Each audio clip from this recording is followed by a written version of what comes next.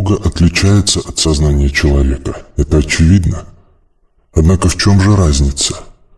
Сознание человека представляет собой точку на оси времени. Сознание Бога можно сравнить с отрезком или линией. Изнутри это коридор, в котором одно из воплощений представляет собой дверь. То есть каждое воплощение представляет собой часть божественной сущности. Осуществляя сборку личности, маг превращает свое человеческое сознание в отрезок, который напоминает сознание Бога. По крайней мере, ему становится доступна часть коридора. Бог представляет собой все сразу.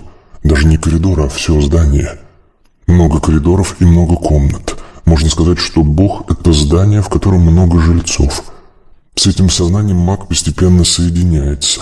Если обычный человек чувствует присутствие Бога, то маг является его проводником. В обоих случаях мы говорим об одной и той же личности, находящейся на разных этапах эволюции.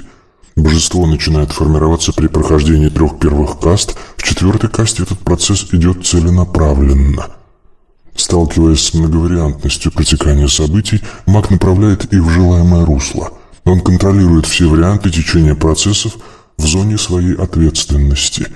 Обычный человек совершает выбор случайным образом. Маг преследует некие цели, а божество имеет долгосрочный план. Обычно процесс развития цивилизации сравнивают с игрой в шахматы. При этом обычных людей отождествляют с пешками, магов с фигурами, а богов с шахматистами.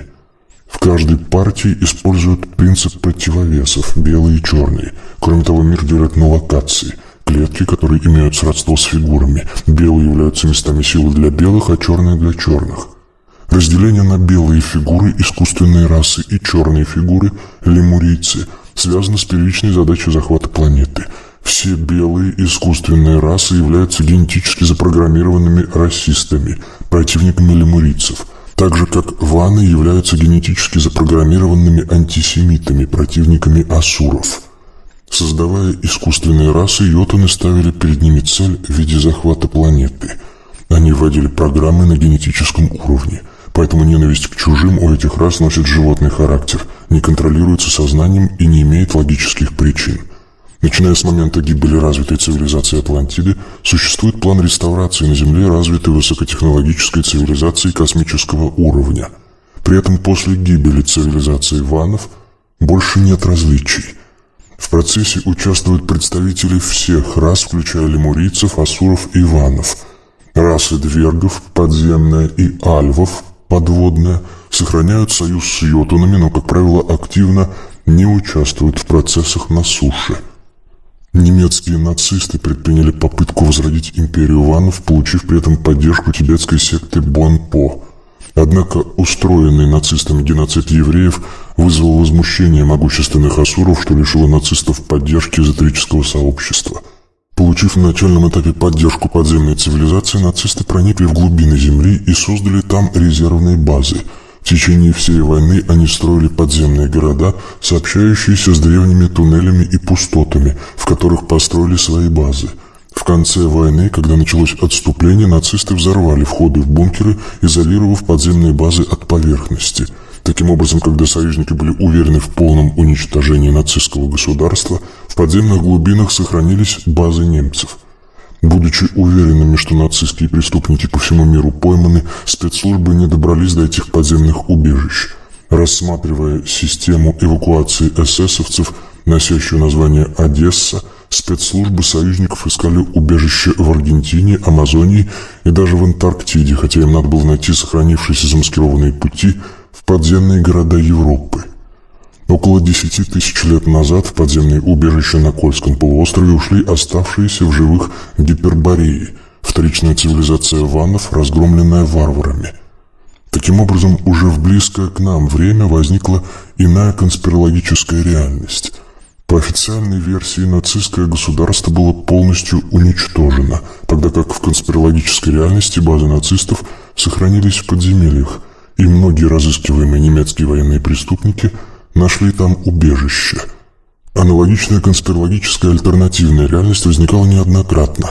Здесь, например, можно говорить об уничтоженном ордене тамплиеров, который выжил в форме ордена розенкрейцеров и далее в форме масонских лож. Уничтоженный вавилонянами храм Соломона в Иерусалиме уцелел в некой конспирологической реальности, укрытый в подземельях, спрятанный ковчег Завета.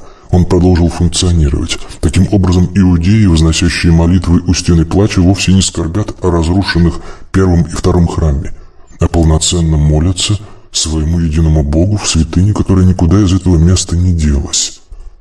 Вот в чем главное отличие сознания Бога от сознания мага или человека. Обычный человек живет в одной временной точке на поверхности Земли и видит только окружающую его обыденную, настоящую реальность. Маг может подняться над обыденностью и увидеть процессы, протекающие в прошлом и будущем времени. Бог же видит не одну, а множество существующих реальностей. Пример. На вершине горы стоит Бог и видит магов, идущих к вершине горы по разным тропинкам. Люди же стоят внизу. При этом каждый человек смотрит только на одну дорожку и считает ее единственной. В модели лайнер можно описать пассажиров, которые видят время от времени проходящих по салону членов экипажа. При этом с пассажирами работают только стюарды, деятельность которых пассажирам достаточно понятна. Что же касается пилотов, штурмана и командира корабля, то их работа проходит вне поля зрения пассажиров.